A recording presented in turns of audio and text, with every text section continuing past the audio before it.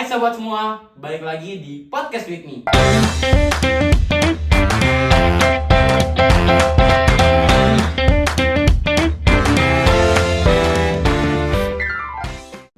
Oke, pada episode kali ini kita kedatangan narasumber yang pastinya ajib dan menarik banget loh. Dan narasumber ini sangat cocok untuk episode kita pada hari ini, yaitu ekspektasi dunia kerja di kalangan Gen Z. Langsung aja kali ya kita panggil narasumbernya. 1, 2, 3.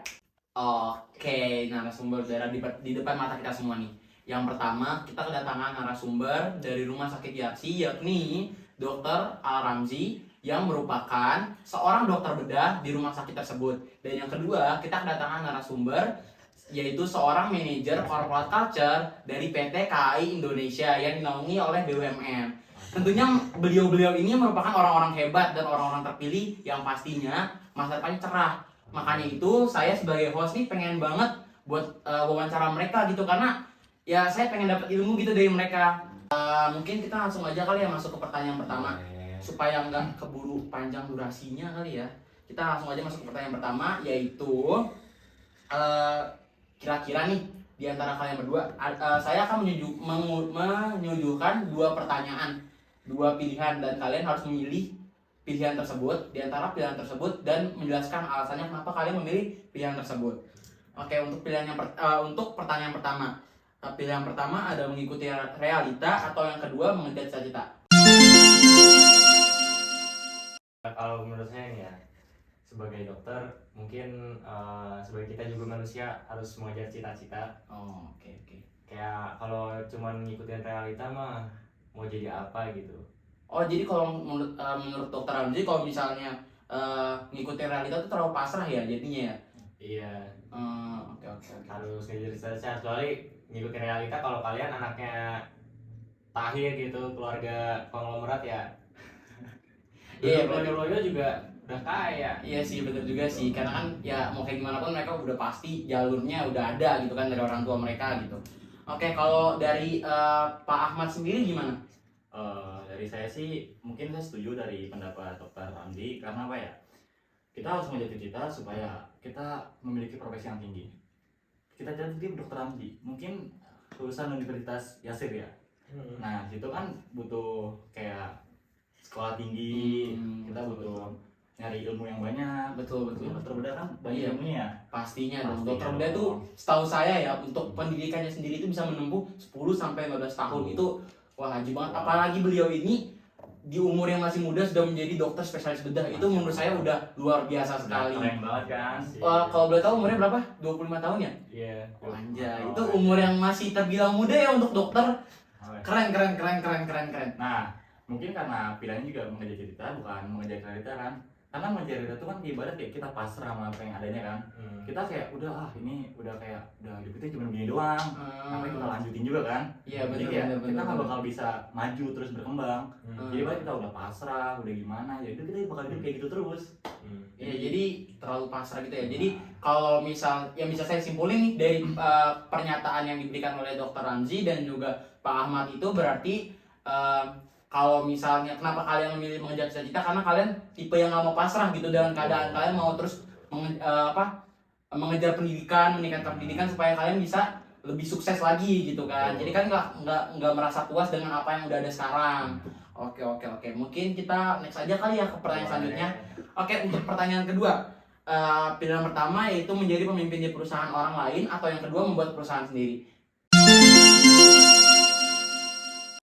Kayaknya sih kita lebih membuat perusahaan sendiri. Karena apa ya? Di situ kita juga bisa membuat lowongan pekerjaan lain untuk orang lain kan. Di situ juga kita bisa berkembang, bisa menghasilkan lebih banyak uang kebanding bekerja di atasan Perusahaan orang lain ya. gitu. Kalau Dokter Ramzi sendiri gimana? Ya saya sih dapat saya setuju ya. Soalnya ya misalnya di daerah kita atau kan emang sekarang di Indonesia lagi krisis lowongan pekerjaan kan. Susah banget emang dari sekarang. Kita jadi kalau membuat perusahaan lagi ya kita bisa membuka lowongan pekerjaan untuk orang-orang yang misalnya masih nganggur, membutuhkan. Jadi ya. Oke, berarti yang bisa saya simpulin dari pernyataan yang diberikan oleh Dr. Ramzi dan juga Pak Ahmad itu berarti kalian berdua ini tipe yang emang mau berguna untuk orang lain ya, bukannya cuma sekedar mencari pekerjaan untuk diri sendiri. Berarti kalian itu tipe yang ingin bermanfaat untuk orang banyak. Gitu. Oke. I get it. Oke. Kita mungkin lanjut aja ke pertanyaan ketiga kali ya. Pertanyaan ketiga itu yang pertama, memiliki atasan yang baik tapi tidak ada perubahan, atau yang kedua memiliki atasan yang demanding tapi berkembang. Kalau dari saya nih ya, sebenarnya demanding itu bukan suatu hal yang salah.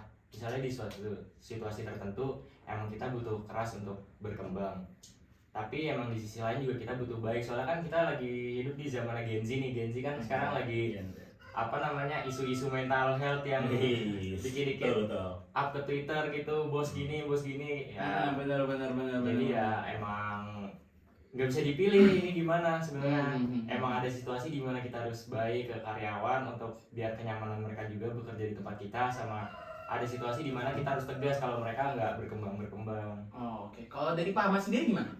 Ini benar-benar pilihan yang tadi itu disebutkan emang pilihan sulit sih ya kan, dibanding itu kayak keras gitu kan. Iya. Nah kalau kita kerja tuh kan kayak ibarat punya atasan yang keras, mental kita benar. tuh belum tentu kuat dengan hal tersebut. Tapi perlu digarisbawahi, kalau atasan keras pasti juga punya cara, kayak kan dia juga punya tujuan yang sama buat perusahaan makin tinggi kan, Betul, sama-sama betul. makin berkembang. Betul. Jadi ini juga emang pilihan yang seharusnya sulit untuk dijawab sih. Oke. Tapi emang di perusahaan tuh kita harus memiliki kayak dia kadang baik buat karyawan, tapi kadang-kadang kalau kalian berdua salah, nah mungkin seperti itu sih. Oke, berarti ikan kalian berdua nih, kalau misalnya saya tangkap itu berarti di perusahaan misalnya kayak di Pak Dokter Anji sendiri itu kan menjadi atasan di rumah sakit YRC, sedangkan Pak Ahmad sendiri kan seorang manajer ya. Betul. Nah, pastinya kalian ini udah lebih lama bergelut dan pasti punya bawahan yang sekarang tuh yaitu anak-anak Gen Z gitu. Nah, Kalau dari kalian sendiri nih, kira-kira kalian akan jadi atasan yang demanding atau atasan yang baik?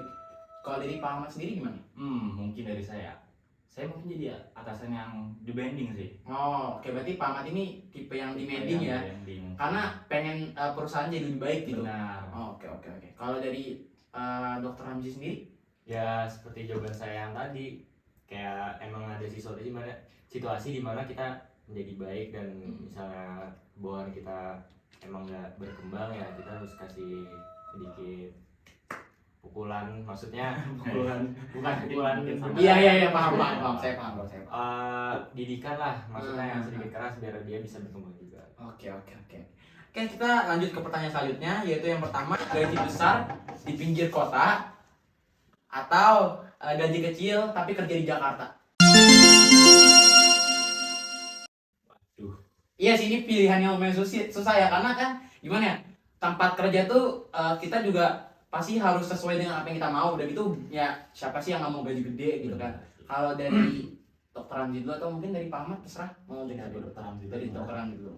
Ya kalau dari saya udah jelas gaji gede di pinggir kota sih. Soalnya misalnya kalian gaji kecil tapi tinggal di Jakarta, kan emang biaya hidupnya di Jakarta juga gede kan. Iya, betul. Jadi ya nggak sebanding gitu pengeluaran sama pemasukannya.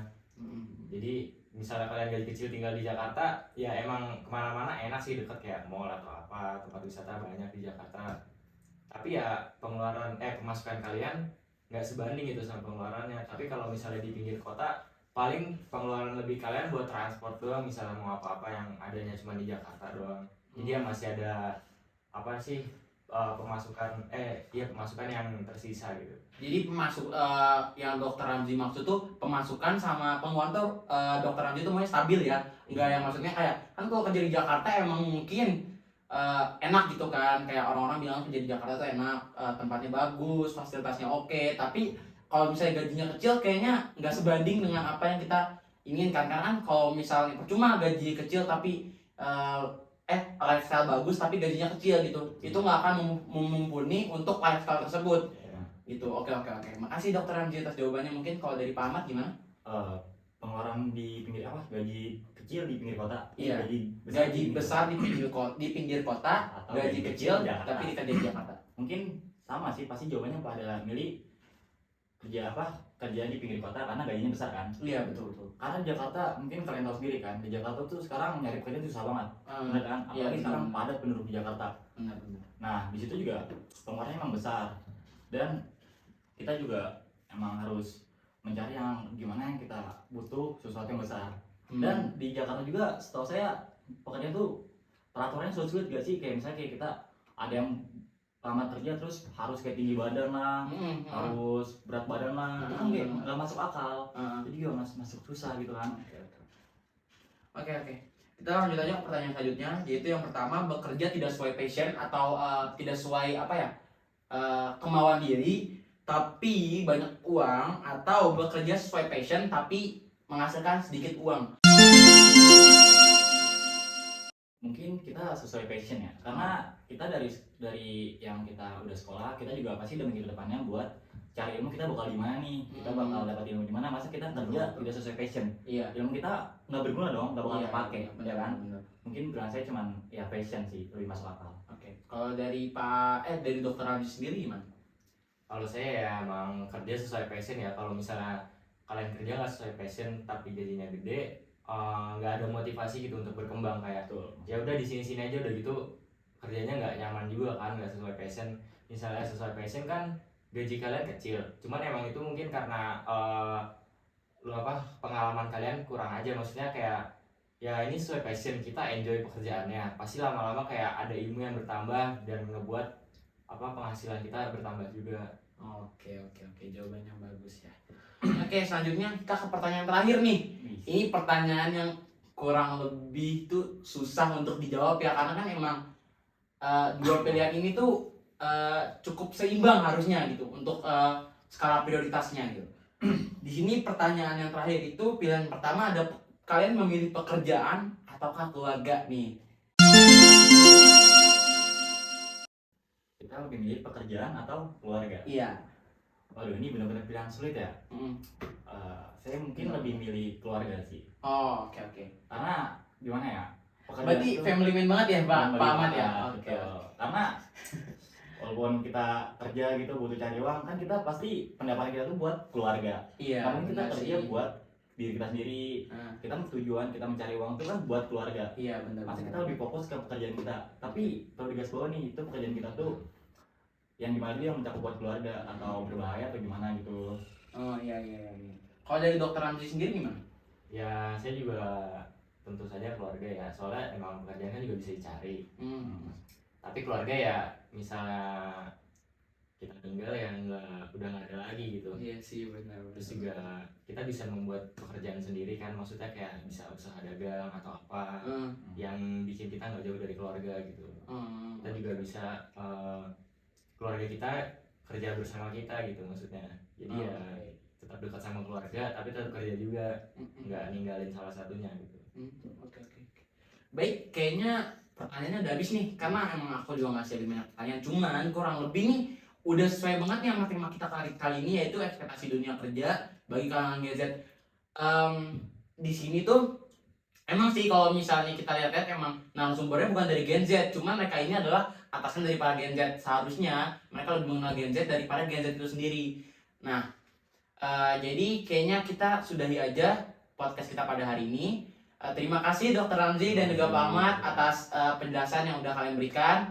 Oke, semua sampai jumpa di episode My Podcast selanjutnya. Wassalamualaikum warahmatullahi wabarakatuh. Dadah semua.